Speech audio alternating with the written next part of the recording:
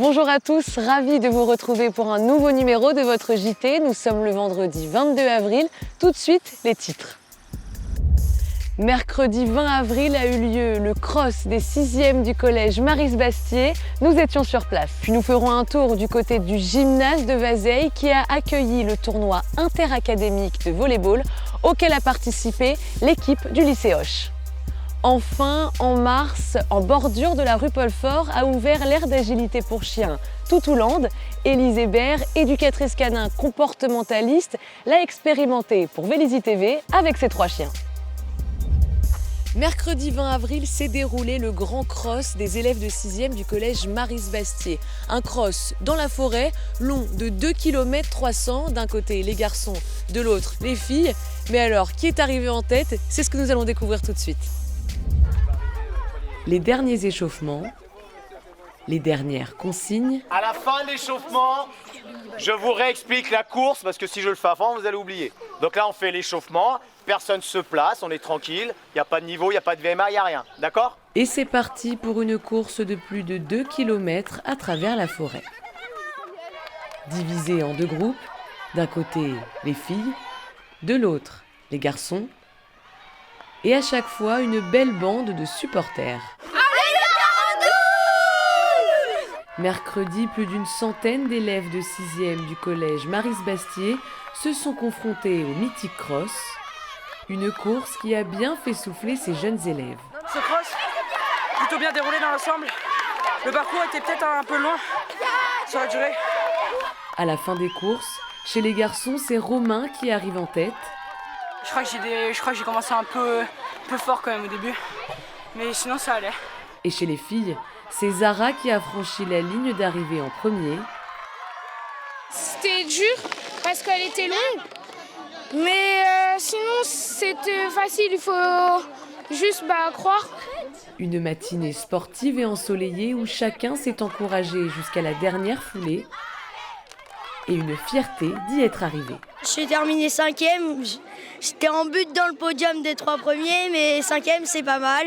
Il y avait quelqu'un devant moi et encore quelqu'un devant moi et j'ai couru tellement vite que je les ai doublés. Avis aux prochains élèves de 6e du collège qui parviendra à égaler Zara et Romain. Rendez-vous l'année prochaine. L'équipe de volleyball du lycée Hoche a enflammé le gymnase de Vazeilles mercredi 20 avril. En compétition dans le tournoi interacadémique de volleyball réunissant les meilleures équipes lycéennes d'Île-de-France, l'équipe du lycée Hoche de Versailles a brillé. Alors on est au gymnase Vazeilles à Vélizy pour les phases finales interacadémiques. Donc ça veut dire que ça regroupe 3 académies, l'académie de Paris, de Versailles et Créteil. Donc il y a les 6 meilleures équipes globalement de l'Île-de-France, mais UNSS, donc il s'agit du sport scolaire. Ce tournoi a pour vocation de qualifier les 2 meilleures équipes au championnat de France qui se dérouleront à Bordeaux début juin. Remporter le tournoi et qui plus est sur les terres véliziennes, cela est loin d'être un détail quand on sait que 4 des 6 joueurs de l'équipe sont véliziens et membres du club de volley de Vélizy. On est une équipe de 6 joueurs. Moi je joue capitaine, je joue à la passe et je viens du club de Vélizy-Villacoublay. Comme 4 autres joueurs de mon équipe, donc les 4 joueurs on va dire titulaires, qui sont Sam, Antoine et un autre Antoine. Et les 2 autres joueurs sont Martin et Edouard, 2 excellents joueurs du lycée, un dans ma classe, un autre dans une autre seconde. Une équipe de 6 copains du lycée Hoche, un lycée réputé pour ses bons résultats et qui prouve que le sport a aussi une grande importance. On a beaucoup d'élèves très sportifs au lycée, on a une très grande cour avec de nombreux endroits pour faire du sport et c'est plein tous les jours et donc du coup ça prouve qu'on est fort intellectuellement mais aussi physiquement. Voilà. Après une demi-finale brillamment menée face au lycée Berlioz de Vincennes, les élèves du lycée Hoche ont rencontré en finale les joueurs du lycée parisien Lavoisier. Une finale remportée par le lycée Hoche. Les coachs Pierre et Julien Pierre ont de quoi être fiers. Prochaine étape, les championnats de France.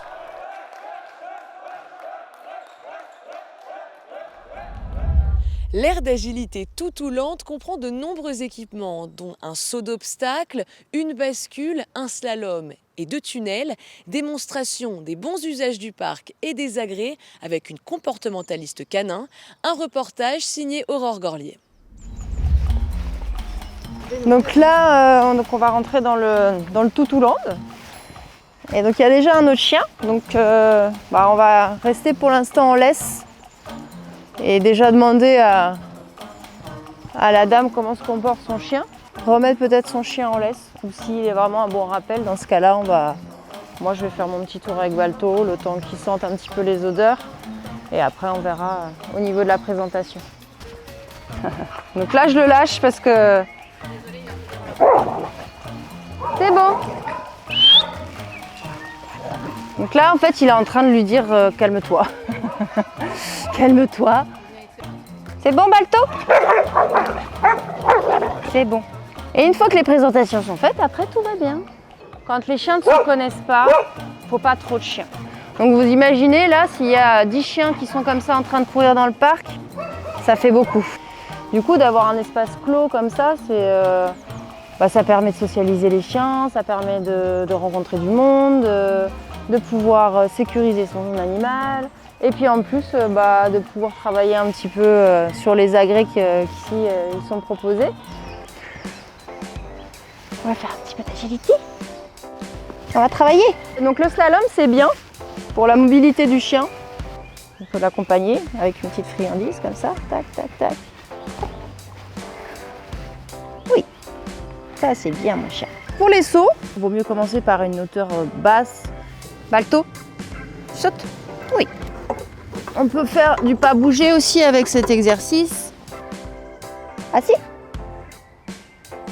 Pas bouger. Et on reste vraiment proche du chien, tout simplement. Pas bouger. Go. Oui. Et puis après, hop, pas bouger. Allez, go. Oui, ça c'est bien. Alors la passerelle, c'est vraiment faut faire très attention. Là, c'est vraiment faire du maintien, non seulement pour que le chien soit pas trop surpris au moment où la bascule va se faire. On va essayer de le faire tout seul. Il faut vraiment accompagner son chien.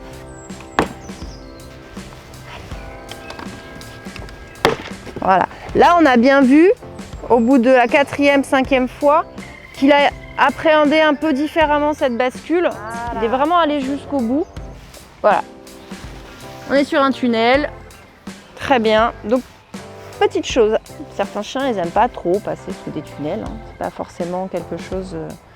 Donc, bien évidemment, on ne va pas forcer son chien.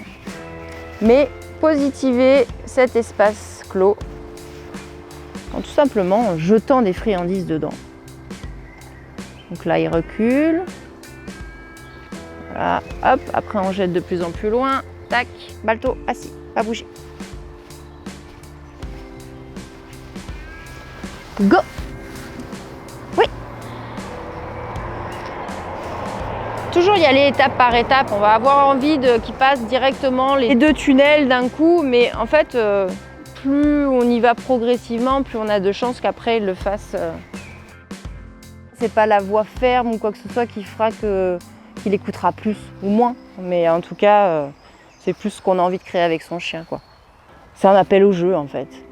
Il y a plein de signaux de communication qu'il faut savoir lire aussi chez le chien. Donc les oreilles, le regard, un chien qui détourne le regard d'un autre chien, c'est qu'il est en train de lui dire bon, on se calme. Voilà, je cherche rien, je cherche la détente. Alors le fait de renifler aussi devant quelque chose, ça peut être aussi une manière de se détendre. La queue qui est soit très haute, soit alignée avec le corps, soit carrément rentrée. Là, c'est vraiment de la peur, avec les poils qui s'hérissent aussi. Si c'est toujours le même chien qui fait des temps de pause, c'est que l'autre est un peu harceleur. En général, ça doit être alterné. Si je pouvais recommander quelque chose, ce serait vraiment de mettre un panneau à l'entrée. Panneau avec tous les petits pictos, les petits, ce que ça veut dire, comme les règles de sécurité du parc en fait. Le mettre vraiment à côté, ça sera éducatif pour tout le monde. Votre JT est maintenant terminé. N'oubliez pas que ce dimanche 24 avril a lieu le second tour de l'élection présidentielle. Il est important de voter. En attendant, je vous dis à la semaine prochaine.